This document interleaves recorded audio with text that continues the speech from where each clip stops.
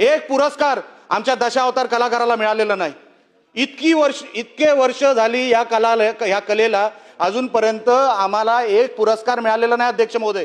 तो का मिळाला नाही हे कधी मंत्री महोदयांनी आम्हाला सांगावं। ओळखपत्र दिली नाहीत तर ह्या सगळ्या सरकारी योजना ज्या आहेत हे आम्ही बसवायच्या कशा। मी मागे पण तक्रार केली होती अध्यक्ष महोदय की माझा हा दशावतार कलाकार हा 4 ठिकाणी रोजंदारीवर काम करतो, ह्याची नोंदच जर झाली नाही तर आपण त्याला ह्या सगळ्या सरकारी स्कीम मध्ये घ्यायच्या कशा, कसं घ्यायचं आपण या लोकांना। दुसरी गोष्ट, हा फक्त सिंधुदुर्गाचा विषय नाही, सिंधुदुर्गामध्ये जसा दशावतार कलाकारांचा विषय आहे, तुम्ही निकम साहेबांना विचारा किंवा भास्कर जाधव साहेबांना विचारा, तसाच नमन हा विषय रत्नागिरीमध्ये आहे, अजूनपर्यंत त्यांची कसली नोंद नाही।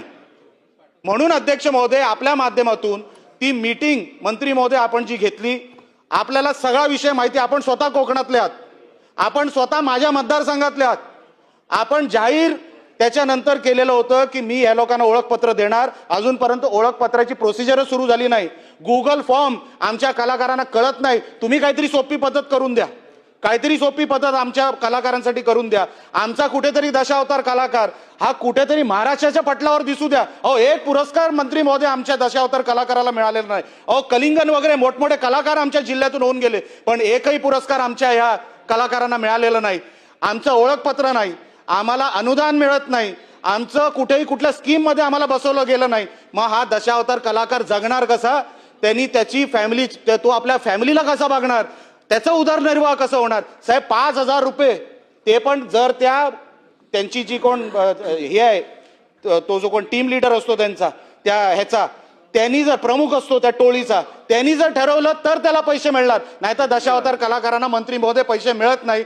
माझ्या दशावतार कलाकारांना पैसे कधी मिळणार, त्यांचे हे सगळे विषय कधी सुटणार आणि त्यांना महाराष्ट्राच्या नकाशावर कधीतरी काय मिळणार आहे की नाही। आपण फड बघतो, आपण लावणीचे आपण अनेक पुरस्कार इथे जाहीर करतो, त्यांचं मानधन त्यांचं अनुदान आपण जाहीर करतो, पण माझ्या दशावतार कलाकारांसाठी अनेक वर्षांची परंपरा आमच्या कोकणातली अजूनपर्यंत एक फुटी कवडी त्यांना मिळालेली नाही। म्हणून माझी विनंती अध्यक्ष महोदय, मंत्री महोदयांनी आज काहीतरी दशावतार कलाकारांना, आमच्या नमनच्या कलाकारांना काहीतरी जाहीर करावं, जे आमच्या त्या चौकटीत बसतील, आमच्या त्या सरकारच्या कुठल्या तरी योजनेत बसतील, असं काहीतरी आज सरकारच्या माध्यमातून मंत्री महोदयांनी जाहीर करावं।